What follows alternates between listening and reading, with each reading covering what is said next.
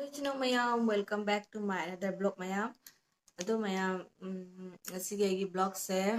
Ay kaim to uchara myam. Ado ay 1K subscriber oy bagi myam da harau ba pongdok podo. Thank you ay bagi da magta semja bani. Ado myam ge support ama din usi bibuduna. Masidi 1K subscriber oy de. Ado thank you myam. Matung daso dumai sum support of you. Ay video jeng viewers myam busu. Subscribe to di bachino myam su subscribe to biramo. Ado myam wari sanabo ina ko ay ngasi myam da knowledge amakak share tawba pami ado matam kuina nga mana ngonda hangpa ko chicha weight loss ki matang da video se mo bise ado ay pura details picture ko dana same da su myam ay dung machin ga wari shuna bo ina do myam da share tawjage ado myam video se loy bok jen biramo jo lega myam matam pong te ngonda support to view video se ado myam hawra se ba Aduti mayam akoina weight gain habase akoi amom leko pokpadagi dum masase chawna kara weight overweight oina haujarak padu laga makhakna laiki maraktagi achanak laisabi natraga pakhang pharakpa matungda oiba ado ase mi gi matungili do akoina asi weight gain sigi mayam maram se mayam oiba jai ba ahamada koi genetic leko ahamba pokpaga oirakpado genetic factors na oirakpa jai magi gene any defect mama ampa gi charon suron haktaktagi oirakpa ko adu lega makhakna akoigi food habit akoigi chaba thakpagi habit akoi high calorie consume tawraga na hadi adu burn oibadi ngamdaba dagi akoi activity akoina thaba inkhang di hakchang su nombadi watlaga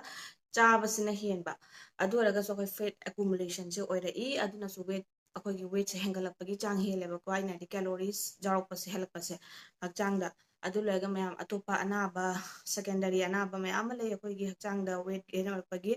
dulai medications atopa mayam su leikre mayam weight gain oirakpagi adu lega koina tumba chaba maintain naidaba lega ko stress oibduna tumba chaba yaraktabadagi hormonal changes oirakpaduna mayam weight gain se oirakpagi chang yam wange bako adu mayam akoigi weight gain oirakpagi anaba sing hairagadi ko akoigi heart disease thamoigi anaba leibako adu lega diabetes hypertension moi loina related ngakani adu loiraga mayam akoigi mental stress oiba nataga nupida hajik mainly am nanari se mayam PCOS aina mayam tabira mani PCOD polycystic ovary syndromes nataga polycystic ovary disorder hai bana ba se mayam asia nupi macha hogolakpa nataga akoigi young adult age tane yamna common ni mase asigi matang su katang deeply mayam da nainaba pami ado mayam dai haijarake PCOD haibase karino kumaina oreino magi layong sina kumaina no magi symptoms kari lakpa jai adugi matang su mayam tanage bako adi akoina PCOD haraga mayam hari kan nupi macha singda ko nauna leisabi oiba natraga akoigi mauna hada su yamna nai sise akoy young adult age da yamna nai ba sise atai matamda atai da su nabagi chang lei but asi age group se ga jamna hen ba ko PCOD nabase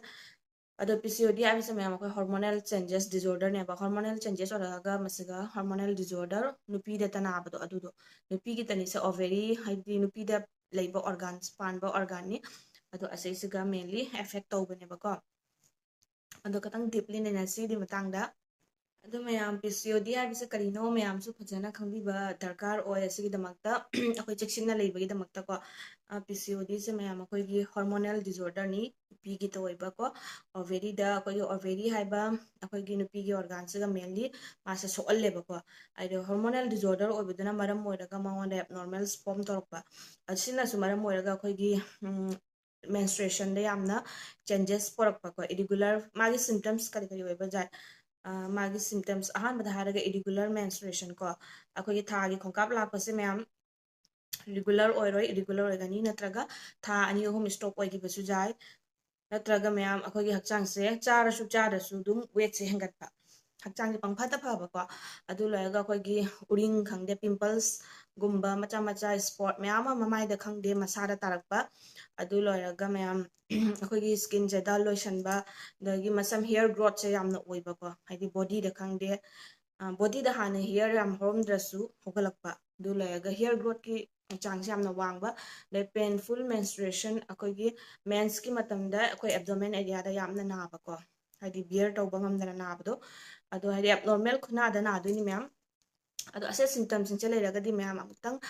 ꯐꯤꯖꯤꯁꯤꯌꯥꯟꯒ ꯇꯥꯟꯅꯕꯤꯔꯒ ꯃꯦꯗꯤꯁꯤꯟꯁ ꯆꯥꯕꯤꯕ ꯐꯩ ꯑꯗꯨ ꯂꯩꯔꯒ weight maintain ꯇꯧꯕꯗꯣ ꯍꯧꯕꯤꯕ ꯐꯩ planning ꯑꯗꯣ ꯃꯌꯥꯝ ꯋꯦꯠꯁꯦ ꯀꯃꯥꯏꯅ control ꯇꯧꯒꯅꯤ ꯍꯥꯏꯕꯒꯤ ꯃꯇꯥꯡꯗ ꯃꯌꯥꯝ ꯇꯥꯟꯅꯃꯤꯟꯅꯁꯤ ꯑꯗꯣ ꯑꯍꯥꯟꯕꯗ ꯃꯌꯥꯝ ꯑꯩꯈꯣꯏꯅ ꯈꯪꯒꯗꯕꯁꯦ ꯑꯩꯈꯣꯏꯒꯤ ꯃꯤ ꯄꯨꯝꯅꯃꯛꯀꯤ BMI ꯍꯥꯏꯕꯗꯤ ꯃꯌꯥꯝ ꯈꯪꯕꯤꯔꯝꯃꯅꯤ ꯕꯣꯗꯤ ꯃꯥꯁ ꯏꯟꯗꯦꯛꯁ ꯍꯥꯏꯕꯁꯦꯀꯣ ꯑꯗꯣ ꯃꯤ ꯄꯨꯝꯅꯃꯛꯀꯤ ꯃꯥꯟꯅꯗꯦꯕ ꯑꯁꯤꯁꯦ ꯀꯩꯅꯣ ꯍꯥꯏꯗꯤ ꯋꯥꯡꯕ ꯈꯦꯠꯅꯕ ꯁꯨꯃꯥꯏꯅ ꯃꯤ ꯄꯨꯝꯅꯃꯛꯀꯤ ꯃꯥꯒꯤ ꯋꯥꯡꯕꯗꯨꯒꯤ ꯃꯇꯨꯡ ꯏꯟꯅ ꯃꯥꯒꯤ ꯋꯦꯠꯇꯨꯁꯨ ꯑꯆꯨꯝꯕꯗ ꯁꯦꯡꯅ ꯂꯩꯒꯗꯕꯅꯦꯕ ꯔꯦꯟꯖ ꯂꯩꯌꯦꯕꯀꯣ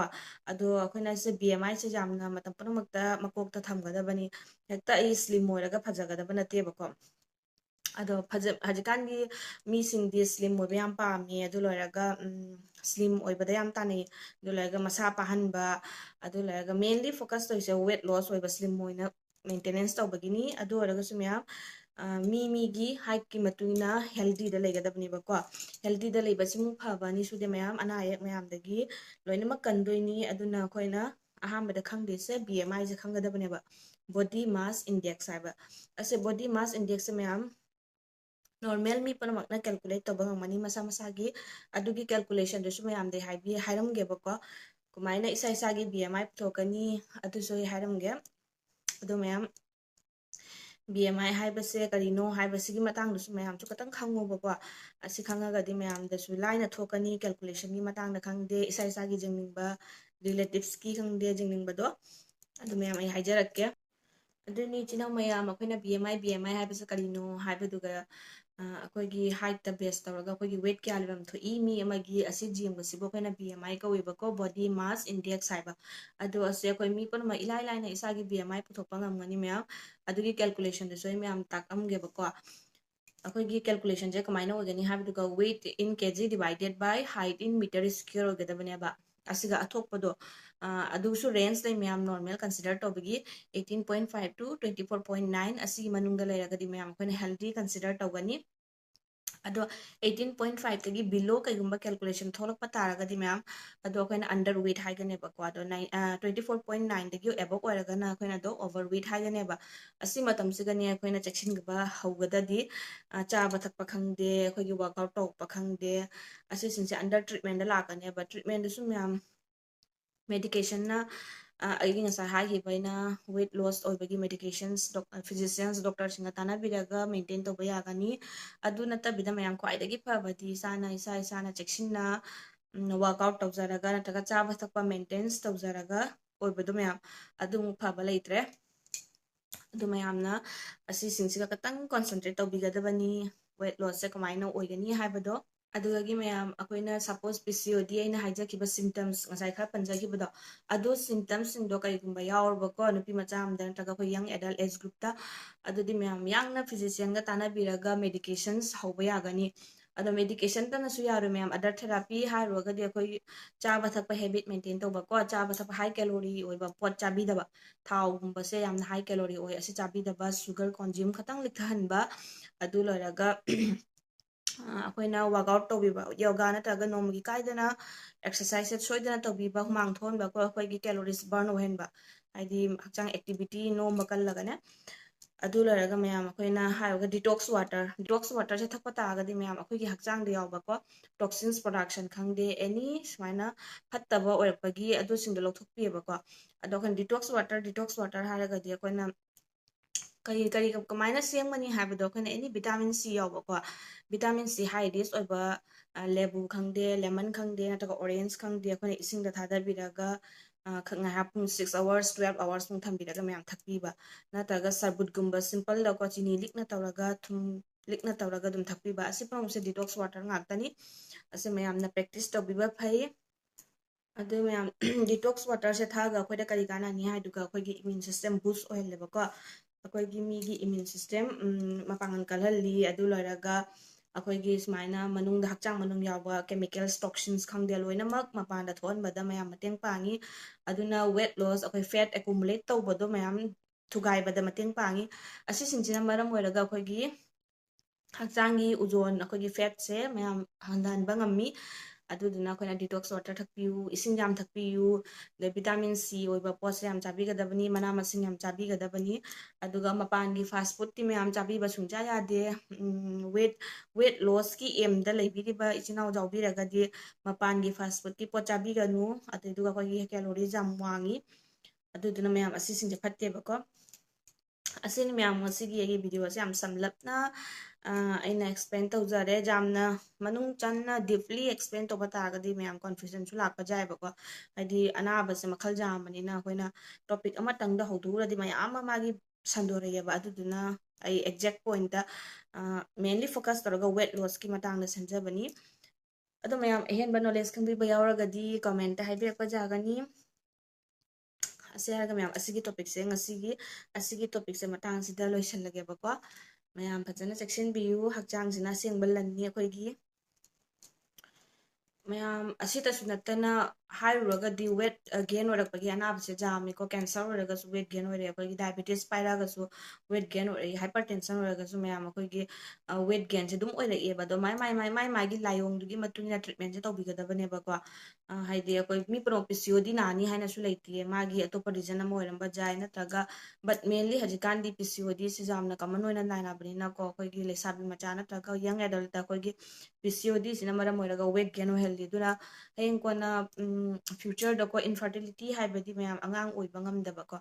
ꯑꯁꯤꯁꯦ ꯄ꯭ꯔꯣꯕ꯭ꯂꯦꯝ ꯌꯥꯝ ꯑꯣꯏꯍꯜꯂꯤ. ꯑꯗꯨꯅ ꯃꯇꯝ ꯂꯩꯔꯤꯉꯩꯗ ꯆꯦꯛꯁꯤꯜꯂꯒꯗꯤ ꯗꯦꯁꯥ ꯑꯅꯥꯕ ꯄꯨꯝꯅꯃꯛꯁꯨ ꯃꯌꯥꯝ ꯀ꯭ꯌꯣꯔ ꯇꯧꯕ ꯉꯝꯃꯤ, ꯀꯟꯇ꯭ꯔꯣꯜ ꯇꯧꯕ ꯉꯝꯃꯤ, ꯐꯍꯜꯂꯤ. ꯑꯗꯨꯅ ꯃꯌꯥꯝ ꯃꯇꯝ ꯍꯛꯆꯥꯡꯗ ꯈꯛꯇꯪ ꯅꯨꯡꯉꯥꯏꯔꯛꯇ꯭ꯔꯕ, ꯅꯠꯇ꯭ꯔꯒ ꯐꯤꯖꯤꯀꯦꯜ ꯆꯦꯟꯖꯦꯁ ꯂꯥꯛꯑꯕ, ꯅꯠꯇ꯭ꯔꯒ ꯆꯥꯕ ꯊꯛꯄ ꯈꯪꯗꯦ, ꯆꯥꯅꯤꯡꯗꯕ ꯊꯛꯅꯤꯡꯗꯕ ꯗꯦꯁꯥ ꯑꯃ ꯄ꯭ꯔꯣꯕ꯭ꯂꯦꯝ ꯂꯥꯛꯄ ꯃꯇꯝꯗ ꯃꯌꯥꯝ ꯃꯇꯝ ꯃꯥꯡꯍꯟꯗꯕꯤꯗ ꯍꯛꯆꯥꯡꯒꯤ ꯍꯥꯟꯅ ꯌꯦꯡꯊꯣꯛꯀꯗꯕꯅꯤ. ꯗꯣꯛꯇꯔꯁꯤꯡꯒ ꯇꯥꯟꯅꯔꯒ ꯐꯤꯖꯤꯁꯤꯌꯟꯁꯤꯡꯒ ꯇꯥꯟꯅꯕꯤꯒꯗꯕꯅꯤ ꯃꯌꯥꯝ. ꯑꯗꯨꯅ ꯑꯩꯈꯣꯏꯅ ꯃꯃꯥꯡꯗꯒꯤ ꯀꯔꯤꯒꯨꯝꯕ ꯆꯦꯛꯁꯤꯜꯂꯒꯗꯤ ꯀꯣꯟꯅꯁꯨ ꯃꯌꯥꯝ ꯑꯩꯈꯣꯏꯅ ꯀꯟꯕ ꯉꯝꯒꯅꯤ, ꯑꯅꯥꯕ ꯑꯀꯟꯕ ꯑꯣꯏꯔꯒꯁꯨ ꯀꯣ. ꯑꯗꯨꯗꯨꯅ ꯃꯌꯥꯝ ꯑꯁꯤꯇꯅꯤ ꯑꯩꯒꯤ ꯉꯁꯤꯒꯤ ꯇꯣꯄꯤꯛꯁꯦ.